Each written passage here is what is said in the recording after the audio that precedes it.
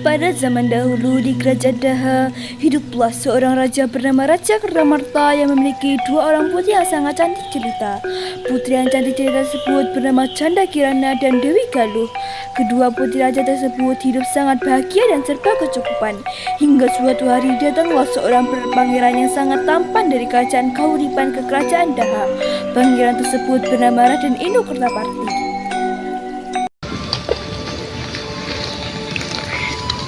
Putriku, kemarilah.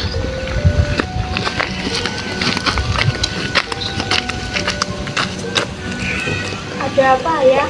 Apakah Ayah juga memanggilku? Ya putriku, ada yang ayah ingin sampaikan kepada kalian berdua. Lusa Raden Inu Kertapati dari kerajaan Kahuripan akan datang kemari. Lalu, apa hubungannya dengan kami, Ayah? Ayah bahwa salah satu putri ayah akan menikah dengan Raden Inu. Siapa di antara kami berdua yang akan menikahkan dengan Raden Inu, Ayah? Kami sudah sepakat untuk menikahkan Candra Kirana dengan Raden Inu. Terima kasih, Ayah. Aku sangat senang sekali. Pernikahan ini adalah yang tidak kecilku. Benar putriku, kalau begitu memang tidak salah. Ayah memilihmu sebagai calon istri Raden Inu. Iya.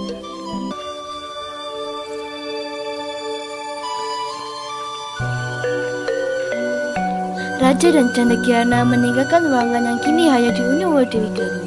Meskipun Canda Kirana dan ayahnya bahagia dengan pertunangan ini, ternyata Dewi Galuh mempunyai pendapat yang berbeda. Pertunangan ini ternyata membuat Dewi Galuh merasa iri karena dia merasa kalau Raden Inu Kertapati lebih cocok untuk diri. Aku tidak setuju dengan pertunangan ini. Kenapa harus ada Kirana dan bukan aku? Padahal secara jelas aku yang lebih cantik dari dia. Ini tidak adil. Hanya aku yang akan satu-satunya menjadi istri Raden ini. Hanya aku, bukan Kirana. Sekarang apa yang harus aku lakukan? Setelah berpikir keras, Dewi Galuh akhirnya menemukan cara untuk menggagalkan pertunangan Kirana dan Raden Inu. Oleh karena itu, Dewi Galuh lalu pergi ke rumah nenek sihir. Dia meminta agar nenek sihir itu menyihir Canda Kirana menjadi sesuatu yang menjijikan dan dijauhkan dari Raden Inu. Nenek sihir pun menyetujui permintaan Dewi Galuh dan menyihir Canda Kirana menjadi keong emas lalu membuangnya ke sungai. Visi, apa ada orang di sini? Silakan masuk, gadis cantik, marilah.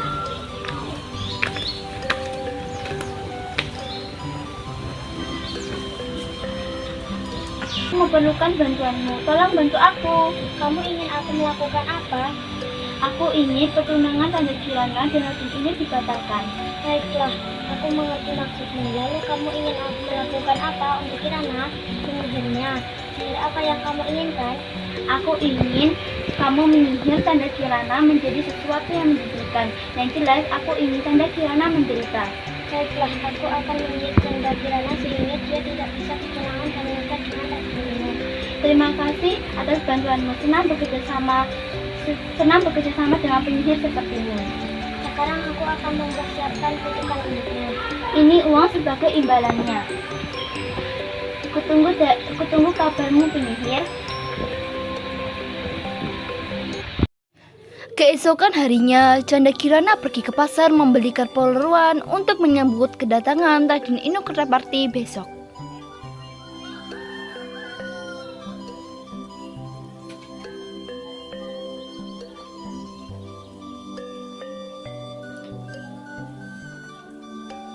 Sepulang dari pasar, Kirana melewati sebuah sungai. Di sungai tersebut, Kirana dihadang oleh seorang perempuan tua yang buruk rupa.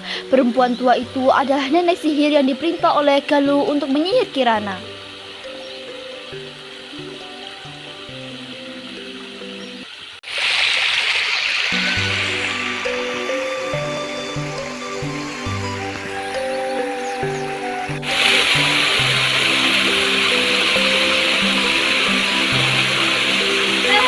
Canda Kirana, apa kabarnya? Ya, hari ini kamu sangat enak sekali. Ya, apa kamu? Ya, aku sudah menjadi seekor keong.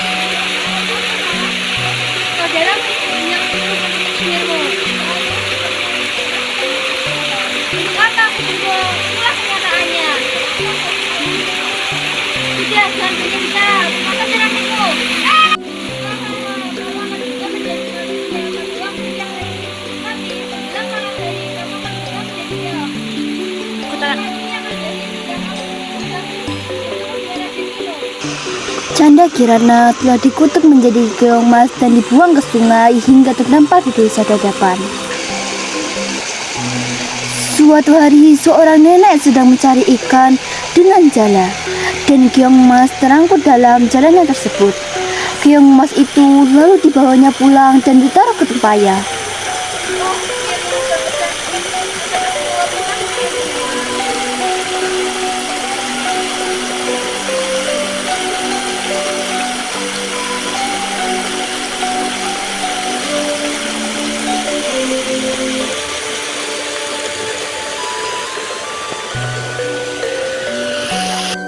Setibanya di pondok, nenek itu meletakkan keong di tempat yang aman.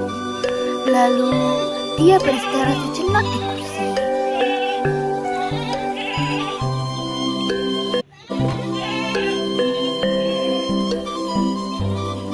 Sampai di sini, belum juga mendapatkan ikan. Apa harus mencari ikan?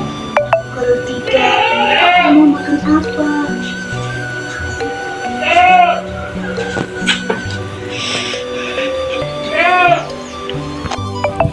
Nenek itu kembali mencari ikan di sungai.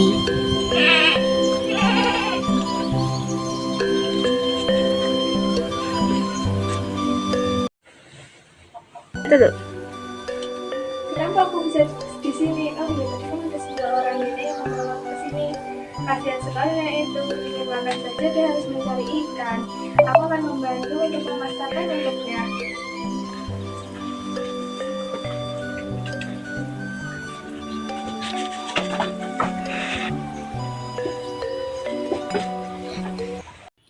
Hingga menjelang sore, nenek itu tidak mendapatkan ikan seekor pun. Kemudian nenek tersebut memutuskan untuk pulang saja.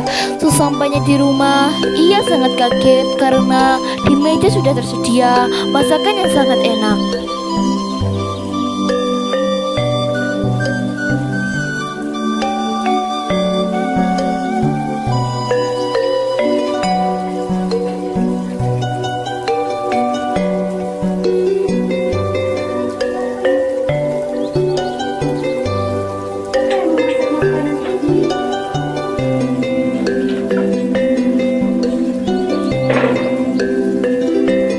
Keesokan harinya, nenek ingin mengintip apa yang terjadi pada saat dia pergi mencari ikan. Nenek itu lalu berpura-pura pergi ke sungai untuk mencari ikan seperti biasanya. Lalu pergi ke belakang rumah untuk mengintip. Setelah beberapa saat, si nenek sangat terkejut karena keong emas yang ada di tumpaya berubah wujud menjadi gadis cantik. Gadis tersebut lalu memasak dan menyiapkan masakan tersebut di meja. Karena merasa penasaran, lalu nenek tersebut memberanikan diri untuk menegur putri yang cantik itu.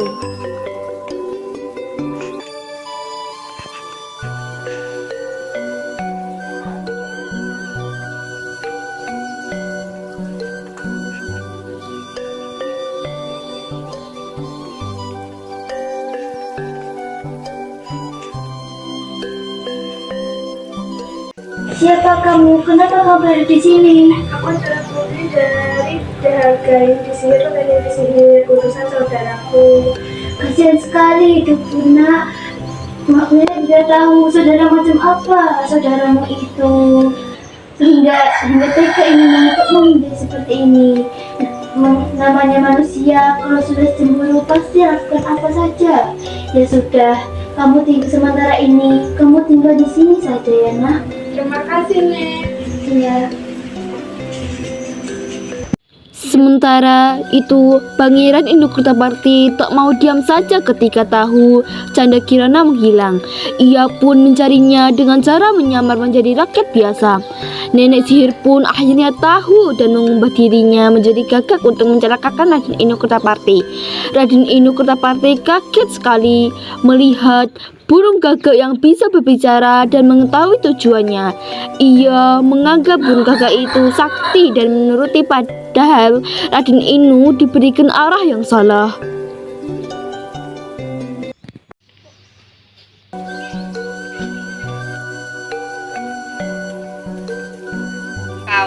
Tenang anak muda, aku akan menunjukkan arah ke desa Dadapan. Di sana kamu akan bertemu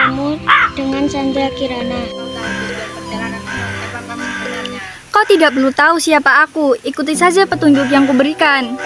Baiklah, terima kasih atas pertolonganmu.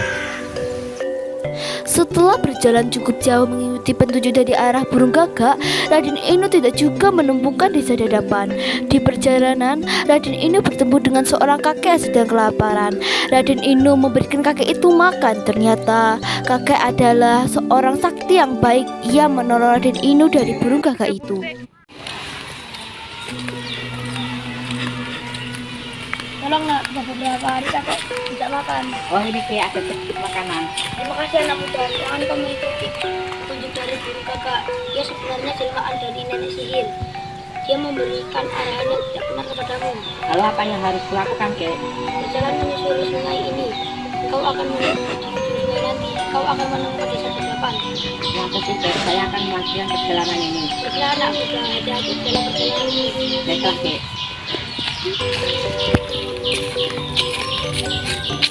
Setelah berjalan berhari-hari, sampailah Raden Inu di desa Dadapan. Ia menghampiri sebuah gubuk yang dilihatnya untuk meminta seteguk air karena perbekalan sudah habis. Di gubuk itu, ia sangat terkejut karena dia bertemu dengan Canda Kirana. Akhirnya, sihir dari nenek sihir pun hilang karena perjumpaan itu.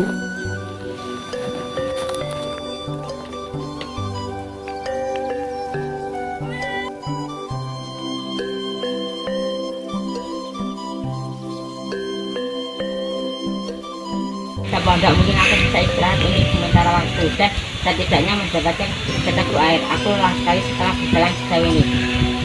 Permisi. Itukah kamu Canda Kirana? Ceritanya panjang, sudah berhari-hari aku mencarimu. Sekarang ayo kita pulang, ayahmu sudah menunggumu.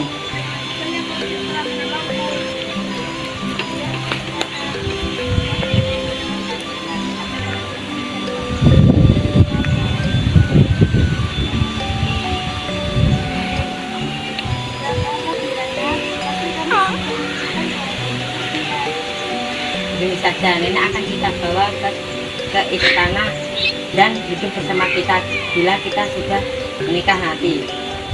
Nek, ayo kita ke kerajaan Daha.